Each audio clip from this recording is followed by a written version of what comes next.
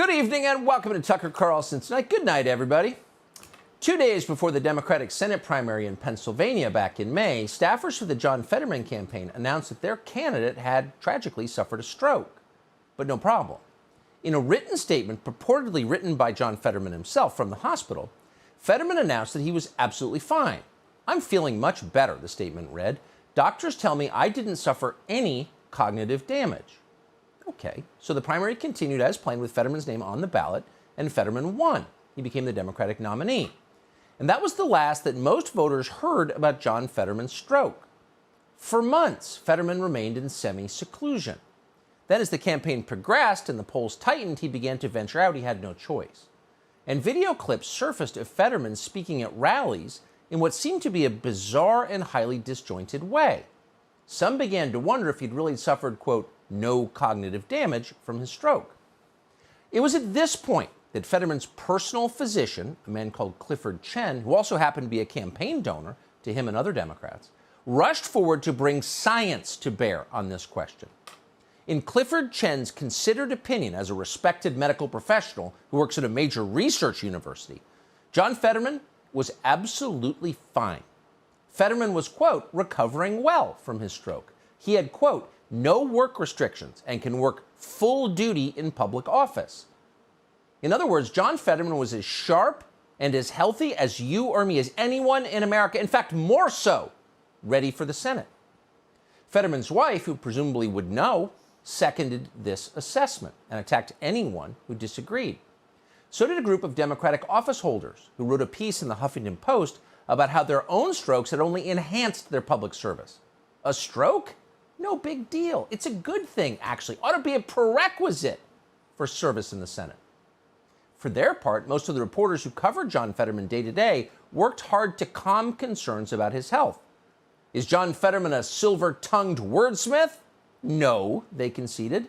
He never has been. But brain damage? Come on. Don't be a bigot. That's ableist. Until last night, that's pretty much where things stood. Some people, mostly Republicans, thought John Fetterman might not be mentally fit to work in the Senate. Others, mostly Democrats, agreed with Clifford Chen, his doctor, that Fetterman was absolutely fine. So it was a neat partisan split.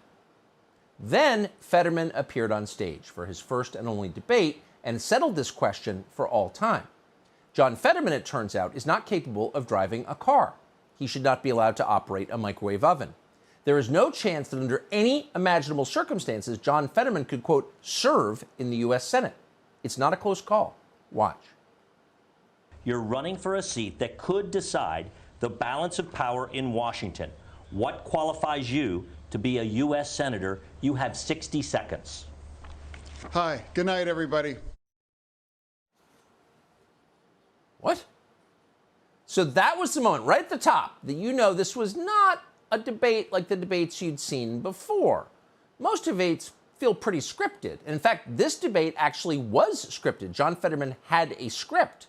He was reading it, but he was still incapable of following that script. Here, for example, is how Fetterman responded to maybe the most obvious question of the night, one he knew was coming and, of course, would have prepared for. Here's his answer. You're saying tonight that you support fracking, that you've always supported fracking, but there is that 2018 interview that you said, quote, I don't support fracking at all. So how do you square the two? I do support fracking, and I support fracking, and I stand, and I do support fracking. Okay. So a lot of conclusions here. The most obvious, why is Clifford Chen still practicing medicine? If you're a physician, are you allowed to lie for partisan reasons? Don't we have enough of that in this country? Should doctors be allowed to do that? He clearly was lying. That's not a man who can work with no restrictions in the U.S. Senate. Far from it. And everyone watching, every honest person, would come to that conclusion. We could play you a lot of clips like that. You've probably seen them already today. But not everyone is an honest person. And to prove it, we're going to show you how MSNBC covered this debate the moment it ended. Here is New York Magazine's Rebecca Traister. Clearly, this was a candidate who was feeling stress, and there was such intense scrutiny, often ableist scrutiny, on how he was going to communicate. And he just did a debate in front of, the nation, an audience of anyone who could listen. And it was so transparent. He did fumble. He did make verbal mistakes, and it was all on view. But I think it's also really interesting. You played a lot of clips. There were moments where he was really strong, including that Bernie Sanders clip, including his very fluent and direct response on raising the minimum wage. I thought was a really strong moment. So we just keep clips like that around just for future historians to assess what went wrong in America. And we wanted the hackiest possible response, the most dishonest assessment ever offered of any public event, and we just played it for you. He was facing ableist scrutiny. Because we're literal and we can't control ourselves, you just heard her say that Fetterman had a strong answer to a question. Talk about patronizing, by the way. Well, we thought we'd go and check what was his answer. You can assess for yourself whether this was, quote, strong. Here it is. What do you say to small business owners who have told us that if the minimum wage were increased to $15 an hour, it would put them out of business? You have 30 seconds. No, we all have to make sure that everyone that works is able to, that's the most American bargain, that if you work full-time, you should be able to live in dignity as well, true. And I believe they haven't have any businesses being we can't have businesses being subsidized by not paying individuals that just simply can't afford to pay their own way. Okay, again, we could fill the hour recapping John Fetterman's sad responses.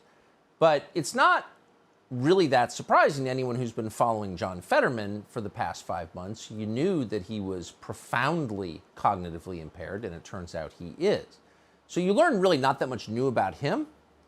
What you learn is that everyone around him, from his doctor to his wife to the media to the Democratic Party, they're all liars. And they all just got caught lying. The debate went on and on and on like this. During Dr. Oz's closing statement, Fetterman began shouting uncontrollably about Social Security until the moderator hushed him. Really, look it up. The effect over an hour was to make you feel very sad for John Fetterman. This is humiliating. The guy looked exactly like Billy Bob Thornton in the movie Sling Blade. He really did. He couldn't even read the canned lines his staff was writing for him. It was pathetic. You do wonder about his wife, as you do about Joe Biden's wife. It seems cruel to do this to a man, even for political power. But again, it's the media who cover John Fetterman who should be the most ashamed. They've known the truth for months, with only one exception. That would be NBC reporter Dasha Burns. The media lied to voters about it. We don't know anything about Dasha Burns, but she at least tried to be sort of honest. Here's what she said after meeting John Fetterman. You'll hear he also still has some problems, some challenges with speech. And I'll say, Katie, that just in some of the small talk prior to the interview, before the closed captioning was up and running, it did seem that he had a hard time understanding our conversations. Oh, that's not allowed. So here you have a young reporter who clearly doesn't know the rules.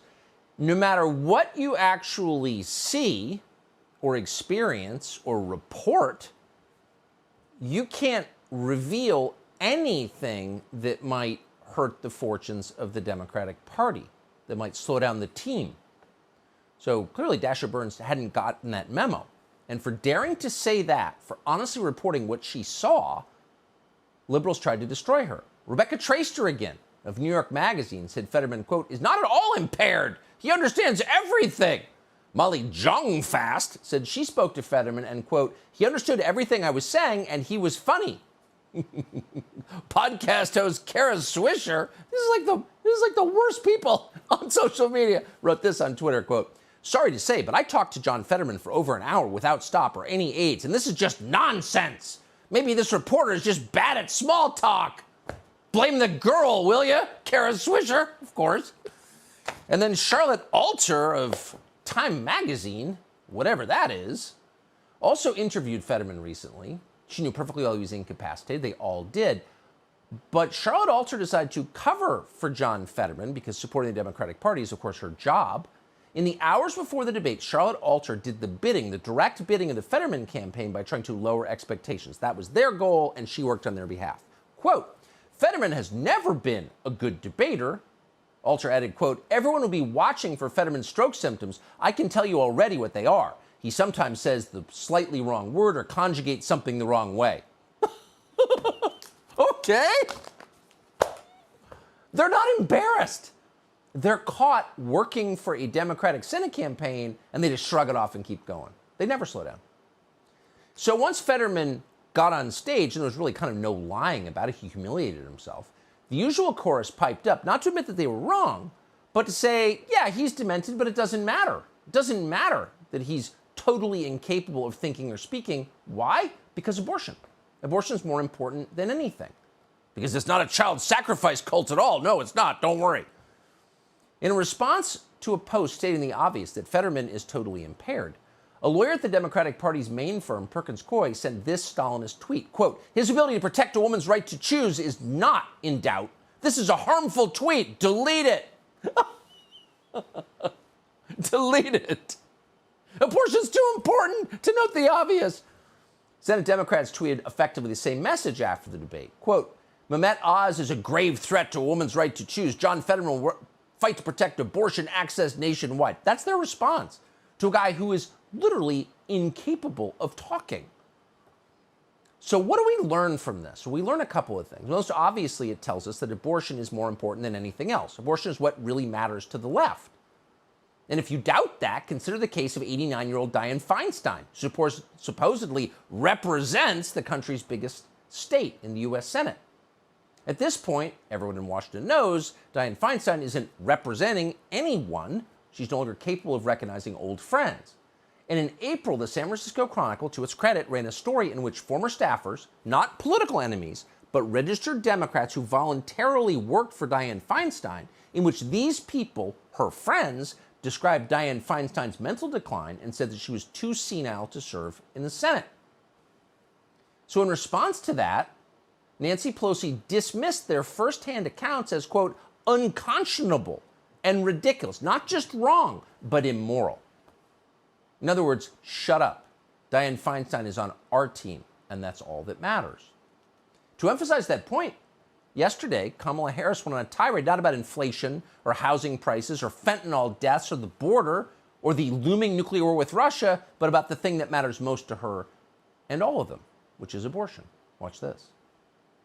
Laws that are being proposed that would punish women who dare to exercise self-determination and make decisions about what they know to be in their best self-interest, because apparently there are some, I call them extremist so-called leaders, who have decided they're in a better position than she is to make decisions about what's in her best interest. How dare they? I think that we need to take back the flag on this issue. This is about freedom and liberty. Oh, it's about freedom and liberty, says the childless middle-aged lady who forced women across the country out of their jobs because they wouldn't take the vaccine that she was pushing on them. Suddenly it's their body, their choice again. Right. Barack Obama cut an ad for John Fetterman just a few days ago. He's not ashamed to do that. His argument, of course, abortion again. Watch. In Pennsylvania, you've got some important choices to make this year, including who represents you in the U.S. Senate. That's why I'm asking you to vote for John Fetterman this election day, November 8th. So when the fate of our democracy and a woman's right to choose are on the line, I know John will fight for Pennsylvanians. You can count on John Fetterman. Make sure he can count on you. So it all goes back to that one issue. It always does. Why is that? We're not exactly sure, but it's hard not to notice that it does. But there's something bigger going on here. Fetterman's candidacy, like Joe Biden's candidacy 2 years ago, tells us something pretty dark about the Democratic Party. What it tells us is the Democratic Party has such contempt for voters and for democracy itself, and so much confidence in its ownership of the media and of big tech, that it no longer has to try to win your votes. Democrats can run Raphael Warnock, an aggressively anti-Christian, fake Christian pastor whose wife detailed abuse allegations against him on camera, And that's okay. It's still good enough for a Senate seat in Georgia because the machine keeps working. It's not about the person, it's about the party. It's not about the individual, it's about the group.